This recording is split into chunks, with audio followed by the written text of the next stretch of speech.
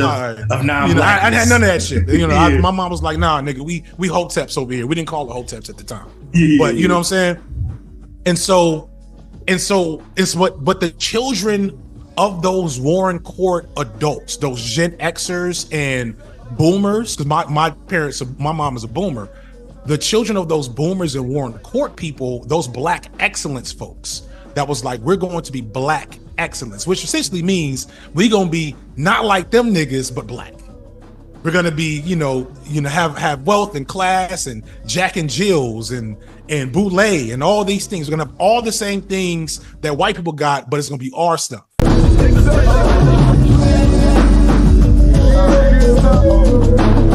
La chaîne du Sorcerer, et aujourd'hui un sujet un peu qui serait différent un peu des sujets que j'ai déjà fait. Bon, j'ai dit tout le temps ça. Et bah l'introduction, vous l'avez un peu compris, hein, ouais, un peu généralement un peu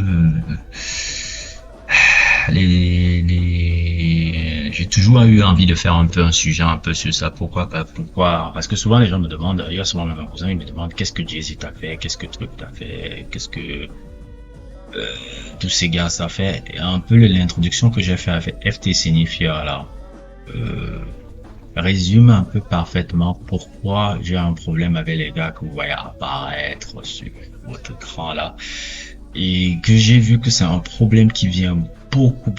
Vous avez vu, si vous regardez mes vidéos, je parle toujours des millennials. Les millennials sont des gens, et surtout les noirs millennials. Et même en Afrique, ça a touché beaucoup ça. Parce que je regarde ceux qui sont nés entre 90, 89, 88, 87, 86, 85, 84, 83, un peu tous ces millennials là. C'est qui sont les enfants des boomers et des Gen X et tout. Les millennials noirs, qu'ils soient afro-américains ou africains, il y a une génération de millennials qui ont adopté un peu cette philosophie qu'avec le temps, je me suis rendu compte que c'est une philosophie bidon, une philosophie de noir élitisme. Ce que j'aime pas, je déteste la bourgeoisie. Je ne déteste pas les gens qui ont de l'argent, mais je déteste la bourgeoisie. C'est quelque chose de très différent. Il y a une très grande différence entre un homme aisé, des gens aisés, être de classe sociale aisée, et c'est bien d'être aisé. C'est bien d'avoir beaucoup d'argent, c'est bon d'avoir beaucoup de ressources. Il n'y a même pas de ce mal aussi à apprécier l'élection. C'est pas un problème. Mais j'ai un problème avec la bourgeoisie. La bourgeoisie, c'est une caste qui décide toujours de se mettre un peu au-dessus des autres, sous prétexte que, non pas seulement parce qu'on a les ressources, mais puisqu'on a les ressources, on a la meilleure, je pense la meilleure vision de vie, et nous sommes les gens qui, nous sommes l'élite, et donc on se sépare un peu de la petite masse. Je prends un peu un exemple, et la bourgeoisie, c'est exactement ça. Et ça a été, je dis pas que ça a été créé par eux, mais ça a été beaucoup entré dans la tête des gens grâce aux zozos que je vous voyais là. Wannabe Basquiat, Didi, Kanye West en fait aussi un peu partie. Il a fait un peu partie, même si là, moi je trouve qu'il a un peu un pied entre les deux mandats, mais pour la simple bonne raison que, comme je dis toujours, si vous avez vu mon sujet sur Kendrick Lamar, je sais pas si ça va sortir avant ou après, mais j'ai évoqué ça dans mon sujet sur Kendrick Lamar, parce que j'ai toujours aimé le côté artistique de Kanye West.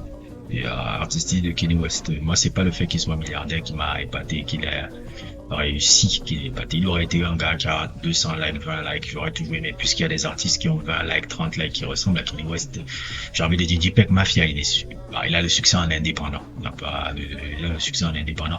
JPEG Mafia, moi c'est Kanye West actuel, si on veut un peu dire. Mais il n'a pas le succès mainstream, il a un succès indépendant, mais il n'est pas forcément connu du grand monde, tu vois, un peu. Et je le kiffe malgré tout.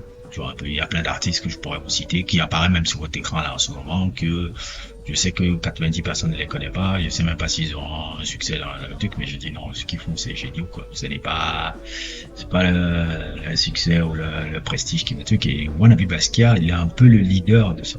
Il a un peu l'exception noire il a voulu toujours être dans cette exception noire. Eux, il dit de se mettre au-dessus de l'exception noire. Et surtout aussi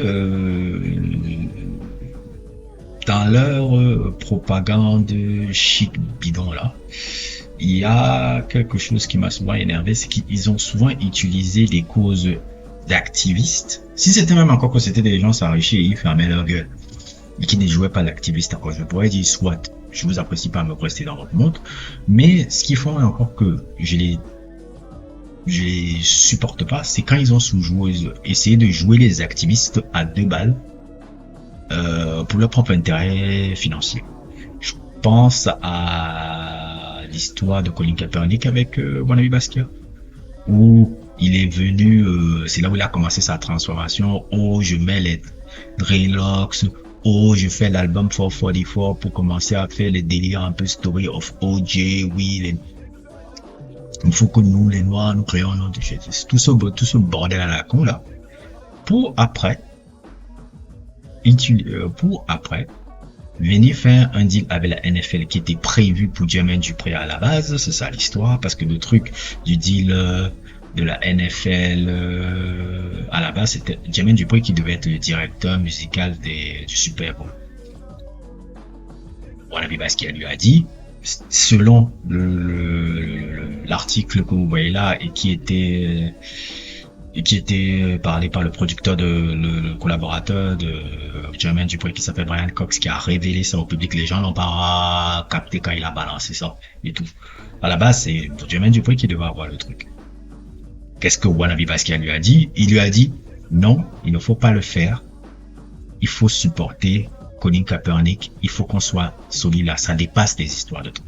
Pour revenir après, un an et demi, quelques mois après, ou un an et demi, à faire un deal avec Roger Cordell. Après, balancer des stupidités comme We pass kneeling. Rappelez de ça. C'est là où l'individu m'agace. Déjà que l'être humain, j'ai du mal avec ce tocard-là. Mais en plus encore, s'il vient encore commencer à jouer les activistes à bidon pour après utiliser dans ses fins financiers trucs, et que vous venez, vous les milléniaux aspirants élitistes, à nous le montrer comme si c'est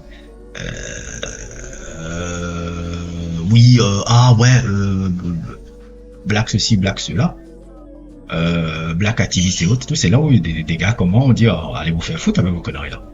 Et oui, je suis un peu violent un peu dans ce truc là, mais pour moi la violence c'est des conneries comme Wannabe Basquiat fait là, ça c'est violent ça. Idem aussi pour Brother Love quand il commence à peine ses contrats pour le truc, je pense que c'est des contrats des trucs de Ciroc, il commence à venir à un niveau légère et il commence à nous expliquer oui black vote, je ne sais pas quoi là. Et après les gars lui ont fait ça dur là. Donc moi, je ne suis pas pour black elitisme. Je suis pour que chacun s'en sorte individuellement dans sa vie économiquement et qu'on puisse s'organiser économiquement dans le truc. Et s'organiser économiquement, c'est quoi? C'est-à-dire supporter les business,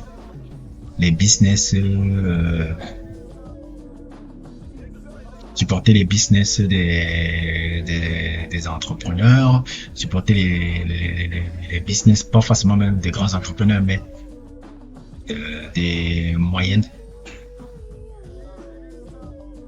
des sociétés moyennes. Donc, quand je vais dire les entrepreneurs moyens aussi, qu'on appelle un peu les small business comme ils disent là-bas, et tout. On peut faire ça aussi. Et c'est pour ça que j'aime plutôt Kendrick Lamar. Kendrick Lamar, il est plus dans ce délire-là. C'est pour ça que même vous voyez Kendrick Lamar, et tout, je dis pas qu'il faut Kendrick Lamar ait un homme parfait. Je dis pas que parfois même il y a des critiques un peu que j'ai pour ce Kendrick Lamar. Ne voyez pas que je suis tout le temps en train de crier sur lui et surtout. Par exemple, To Pimp a Butterfly un peu dans l'album et dans sa conception un peu du truc, il avait un peu un côté complexe du sauveur, un côté comme si vous avez vu mon sujet sur Good Kid, City, on a rigolé avec mon ami Zanzo, on parlait comment on appelle encore ça, des ésotèpes. Vous allez voir la traduction de ce qu'est ésotèpe là qui apparaît là. Et moi j'ai toujours un pro. Et Kendrick Lamar montre une autre voie en fait. Et j'ai remarqué que vous les millennials, vous ne raisonnez pas avec ça. Vous ne raisonnez pas du tout avec ça. Vous raisonnez avec le mensonge des wannabe baskets. C'est ça qui vous parle en fait. On voit et c'est pas comme si Kendrick Lamar n'a rien. Ouais, son network là, c'est pas comme s'il n'a rien.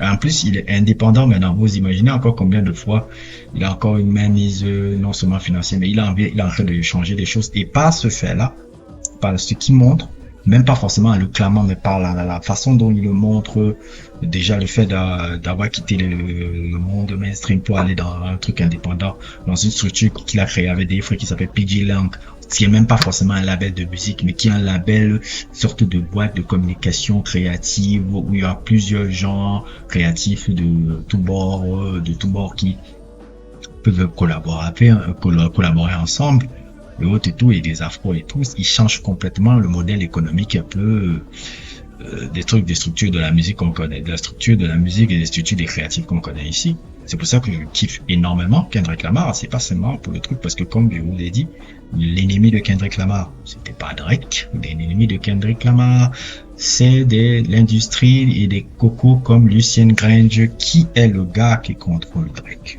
C'est Lucien Grange qui contrôle Drake, qui lui a fourni le deal de 400 millions de dollars, là, qui est un deal complètement fou que Drake a accepté, parce que il a accepté ce deal là, mais ce deal là c'est un deal d'esclave. Regardez même ce qui lui est arrivé dernièrement quand il a essayé de sortir son truc de 100 gigas là, pourquoi on ne voit pas ses délits de pédo à côté. Et regardez qu'est-ce qu'il lui en a appris et comment Lucien Grange lui a demandé de payer les sous et tout et tout. Donc il est esclave là en ce moment là.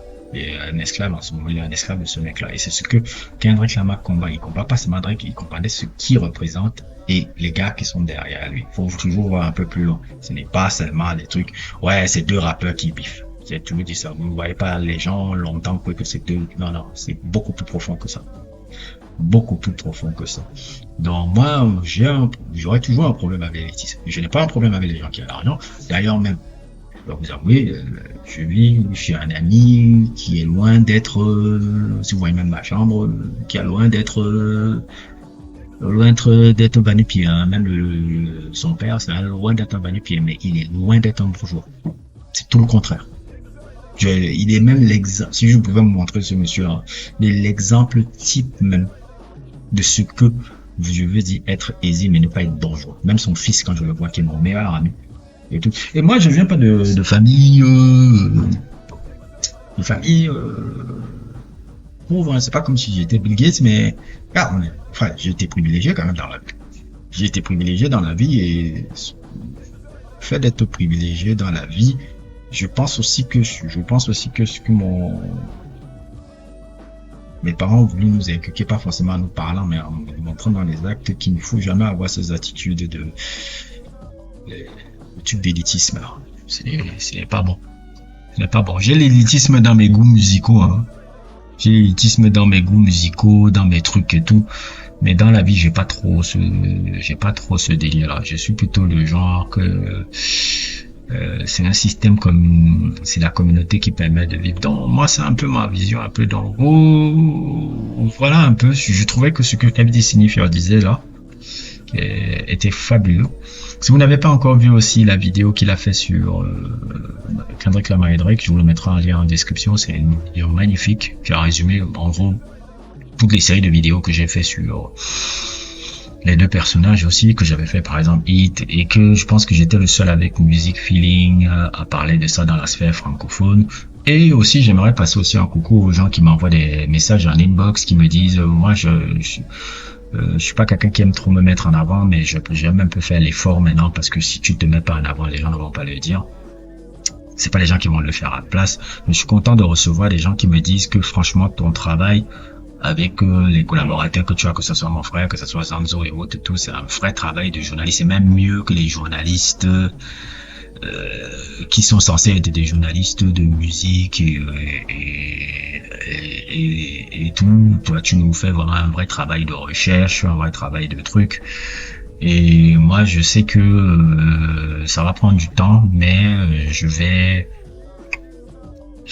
suis content de recevoir ça. C'est bon qu'à un petit niveau, je commence à avoir un impact là-dessus. Donc, merci encore à vous. N'hésitez pas à liker, n'hésitez pas à vous abonner et à plus pour d'autres aventures.